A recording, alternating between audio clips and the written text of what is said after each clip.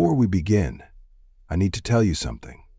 3 women, my friend, my sister, even someone I barely know, asked me not to release this video. You're revealing too much, they said. Some things should stay hidden. But here's the truth. You deserve to know what's really going on. Not the version they show you. Not the lies wrapped in sweet smiles and vague answers.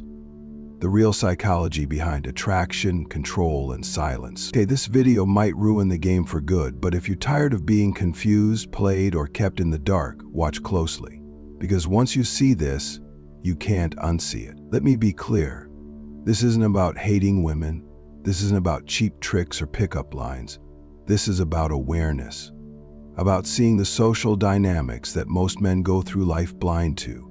If you've ever asked yourself why things felt off, why she pulled away when everything seemed perfect, why some women seem to control the entire emotional tempo of a relationship, you're not crazy. You've just been playing a game you were never taught the rules to, and today we're flipping the board. By the way, if you're ready to go even deeper, I put together a free guide just for you. It's called the Female Mind Control Handbook. It breaks down the hidden strategies women use to influence, attract, and control, and shows you how to stay 2 steps ahead. Grab it now. Links in the description or pinned comment. Alright, you ready? Let's begin. Let me tell you about the moment I first realized something was off. I was sitting across from my ex. We were talking. Well, I was talking. Something serious had come up. In mid-sentence, she just went silent. Not angry, not crying, not dramatic, just gone. No words, no expressions, just calm, chilling silence. At first, I assumed she was overwhelmed, so I filled the space, kept talking, explaining. I started repeating myself, backtracking, apologizing for things I wasn't even sure I did. But here's the thing. That silence, it wasn't confusion. It was control. Most men think silence from a woman means disinterest, that she's zoning out or losing interest. That's dead wrong. Strategic silence is a weapon, and it's one of the most powerful psychological tools women use. Here's how it works. When a woman stops replying mid-text, or pauses during an argument, or suddenly gives you that cold, unreadable stare, she's not being passive. She's creating pressure, and that pressure forces you to start unraveling. You begin projecting your own insecurities into the void she's created. Did I say something wrong? Is she mad at me? How do I fix this? While you're spiraling, she's collecting data, watching how you respond under emotional uncertainty. Will you chase? Will you fold? Will you reveal your neediness? That silence is like a psychological mirror. It reflects back who you really are beneath all the masks. And what's wild is most women don't even know they're doing it. It's an unconscious behavior, something they've internalized through years of social conditioning. They've learned that a single well-placed pause can be louder than 1,000 words. Here's another example. I had a buddy, Mark. Good guy, strong, logical. He starts dating this girl, completely infatuated. They get into a small disagreement, nothing big. But suddenly she stops texting back. 1 hour, 4 hours. The whole day goes by, and I watch this guy lose his composure in real time. Starts typing long apologies, sends flowers, checks her Instagram stories for clues. She replies the next morning. Short, cold, polite. And just like that, the power dynamic flipped. It wasn't the silence that changed him. It was what the silence revealed in him. That's the game. And once you see it, you can't unsee it. Silence is not absence. It's leverage. A woman who suddenly withdraws emotionally is testing your inner balance. She's asking, will he come undone without my attention? Can he sit in discomfort without reaching for me? Does he need me to feel secure, or is he grounded in himself? Most men fail this test without even knowing it was a test. They talk too much, over-explain, apologize for being masculine. But a man who doesn't flinch, who meets silence with presence, with poise, not panic, That man is rare, and rare men are respected. Understand, this isn't about playing games. It's about recognizing the unspoken dynamics that shape modern relationships. So the next time a woman goes quiet, don't chase the noise. Hold your frame. Let the silence speak for both of you. Because in that silence, she's not just testing your patience. She's testing your power. There's something subtle, something almost invisible, that women do in nearly every interaction, and once you notice it, it will change the way you see them forever. It's called emotional mirroring, but it's not just empathy, it's strategy. Women have an almost supernatural ability to read a man's emotional state, sometimes before he even knows what he's feeling himself. And once they've read it, they become it. I saw this in real time at a networking event. One of my female friends was working the room like a pro. First, she's speaking to this high-energy entrepreneur, loud, animated, full of ideas. She mirrors it perfectly, laughing, gesturing, matching his tempo. He walks away thinking, wow, we really clicked. 5 minutes later, she's with a serious investor, quiet, reserved, analytical, and suddenly she shifts. Calm, grounded, listening with narrowed focus. Same woman, different presence. That's not coincidence, that's emotional intelligence weaponized. And here's the deeper part. Emotional mirroring creates a kind of illusion, the illusion that this woman really gets you. You feel seen, you feel understood, you feel safe. And that's exactly what makes you open up, and when you open up, she learns. She picks up your emotional patterns. What excites you, what triggers you, what energy you chase, and what makes you pull away. That mirroring, it's not just connection, it's reconnaissance. You think she's vibing with you. She's studying you. Women do this constantly, not to deceive, not to manipulate in a malicious way, but because they understand that emotion is power. And the fastest way to influence someone is to reflect their emotional world right back at them. Think about it. The girl who gets playful when you're confident, the one who becomes nurturing when you're vulnerable, the one who suddenly challenges you the moment you get too comfortable. That's not random, that's calibration. And most men never realize they're being emotionally mapped in real time. But here's the catch. This isn't a warning to be paranoid. It's a wake-up call to develop your own emotional awareness. Because when you become conscious of your energy, when you recognize what you're projecting and what's being reflected back, you stop getting pulled around by invisible strings. You start noticing who's mirroring you and who's challenging you to grow. So next time you feel like a woman just gets you instantly, pause. Ask yourself, is this chemistry or is it strategy? There's something women do that no man ever gets told about directly. They have a ranking system. Every man in her life, friends, exes, co-workers, strangers, even you, is placed in a mental tier, and which one you fall into determines everything.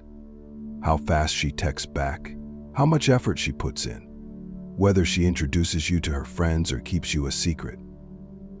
And here's the brutal truth. Your rank isn't fixed. It can shift in a moment. I learned this the hard way after dating a woman who pulled away after I became too accommodating. Later, a female friend explained it like this. Tier 1 is the rare man she truly respects. Confident, self-contained, possibly intimidating. The man who doesn't need her but chooses her. Tier 2 is the fun guy, entertaining but not serious.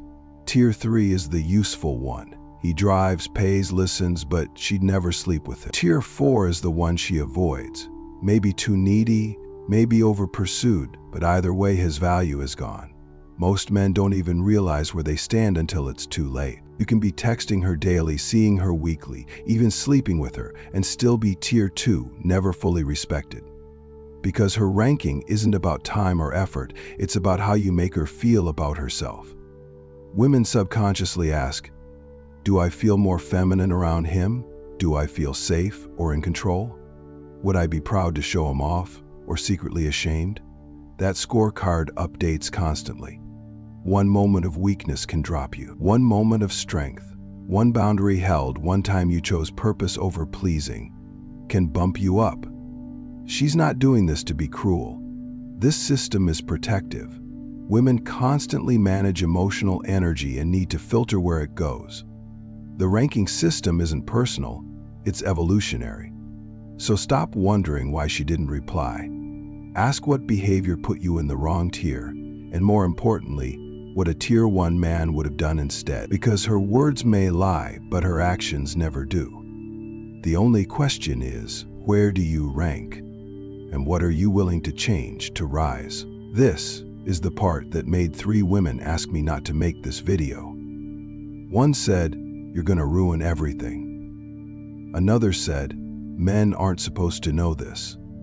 But if we're gonna talk about attraction, control, and emotional leverage, we have to talk about the sexual gatekeeping dynamic. Here's what most men don't understand.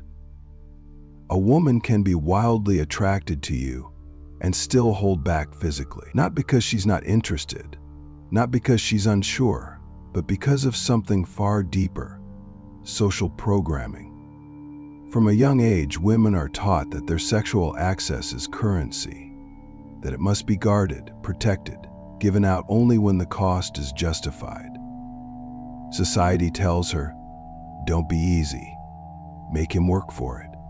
You lose value the more you say yes." And even the most modern, progressive women still carry this conditioning buried deep in their subconscious. So what happens? A woman might crave intimacy. She might feel desire rising in her body. But at the very same time, her inner social voice kicks in. Don't make it easy for him. He'll lose respect for you if you give in. You have to test him first. And this creates a psychological tug-of-war between real attraction and social self-preservation. That's when the tests begin. The delays, the teasing, sudden coldness after a warm moment. All of it isn't about whether she wants you. It's about whether you've earned the right image in her mind, whether you help her feel like she's not breaking her own internal code. I've seen women who were visibly drawn to a man, flushed cheeks, dilated eyes, leaning in, still put up barriers, not because they weren't interested, but because they were told they're only valuable if they don't act on that interest too quickly. This isn't hypocrisy, it's conditioning.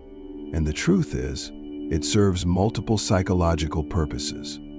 It protects her from judgment. Society still labels women based on how and when they express desire. It gives her control. In a vulnerable situation, withholding intimacy becomes her way of keeping emotional power. It filters out weak men. If you fold at the first sign of resistance, she knows you were chasing the reward, not the person. It gauges investment. If you stay grounded, patient, composed, she knows you're not driven by desperation. But here's the flip side. If you don't understand this, you'll fall into one of 2 traps. Trap 1. You pressure her, thinking attraction should equal immediate intimacy. That makes you look entitled, and she will recoil. Trap 2. You become overly accommodating. Start walking on eggshells, afraid of offending. That drops your rank. You lose polarity. The solution isn't pressure, it's presence. It's recognizing the why behind the resistance without reacting like a boy who didn't get his toy. And most importantly, it's understanding that sexual gatekeeping is often less about you and more about the story she is trying to tell herself. A story where she's in control. A story where you're not just another man chasing what every man chases. A story where she gets to feel safe and still desired. And if you don't get caught up in the frustration, if you hold your frame, stay centered, show consistency without neediness, something happens. Her walls start to melt, not because you forced it, but because she feels like she chose it. And that to a woman is everything, because control is the last thing she wants to give up, and the only thing she'll willingly surrender when she trusts who she's with. So remember, her delay isn't rejection, it's her trying to rewrite her own inner script. Be the man who doesn't take that personally. Be the one who doesn't chase access, but earns respect. Because when you become that man, the gates don't open out of obligation. They open out of desire. There's a reason you feel tension when she brings up another guy. It's not an accident. Whether she's talking about a male friend, casually mentioning her ex, or just so happens to check her phone while sitting across from you with a new DM lighting up her screen, it's all part of a deep, often unconscious understanding that women have of how men respond to competition. See, women understand something most men never really grasp, that male desire intensifies under threat, that if another man wants her, suddenly she's more valuable. Scarcity makes diamonds, and they know how to spark that scarcity at exactly the right moment. One woman I knew used to talk about her guy friends constantly, subtly, carefully. "Oh, James said the funniest thing the other night. Yeah, I went out with a group from work, just a few guys, no big deal, right?" Except she was watching me, watching my posture, my tone, my eyes. She wanted to see if I'd flinch, if I'd compete. And the moment I did, even slightly, she knew. She had the frame. That's the power of competitive manipulation. It triggers a predictable chain reaction in most men. Competition anxiety. Who is he? Am I better than him? Scarcity mindset. If other men want her, I better lock this down.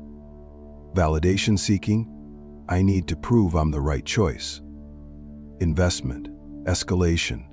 Let me do more, buy more, say more, just to keep her attention. Women don't always do this maliciously. In fact, many do it instinctively. They've simply learned that a little ambiguity can pull out a lot of effort. But here's where most men mess up. They play right into it. They get jealous. They become performative. They start chasing instead of choosing. And the moment you do that, you're no longer the prize. You're just another contestant. That's when the power dynamic collapses. And the worst part? You might not even notice it's happening. You'll just feel this vague sense of desperation. This ache that you're not enough, so you push harder. But here's the truth. You don't win this game by outcompeting other men. You win by not playing it, by stepping out of the scarcity spiral, by realizing that a woman who needs to use competition to create value has no value of her own to offer you. The strong man doesn't flinch. He doesn't chase validation. He doesn't perform to prove he's worthy, because he knows he's not in competition. He is the standard. So the next time a woman tests you by talking about other guys, or suddenly disappears and reappears with new attention, don't bite the bait. Hold your frame. Let the ghosts of her strategy pass right through you. And if she sees she can't shake your center, if you stay grounded while other men scramble, that's when she sees something rare. A man who doesn't just resist manipulation. A man who's immune to it. If you've made it this far, you already know this video wasn't just about women. It was about you. About what happens when a man stops playing blind. When he stops begging for clarity in a world built on emotional smoke and mirrors, and starts seeing things clearly. You've been lied to, brother. Told to be the nice guy. Told to share your feelings, be vulnerable, say yes, never offend. Told that if you just did more, gave more, proved more, she'd finally see your worth. But here's the truth. Your worth was never meant to be seen. It was meant to be felt. In your silence, in your boundaries, in the moments you didn't explain yourself and walked away anyway. That's the ghost philosophy. A ghost doesn't chase. He doesn't beg to be understood. He disappears when his presence is taken for granted, not out of spite, but out of self-respect. And when he returns, he's not the same. He's colder, smarter, sharper. You don't owe the world an explanation for your growth. You don't owe anyone your softness while they test your strength. You owe yourself your becoming. So maybe you've been ghosted. Maybe you were the one constantly trying to decode silence, overthinking every shift in her tone, every late reply, every changed mood. That version of you, he's done. From now on, you don't fold, you don't perform, you don't compete. You observe, you assess, you choose, and when the moment comes, you vanish, not to punish, but to reclaim your space, to rebuild your frame, to return as the man she'll never forget. Not because you stayed, but because when you left, you never looked back.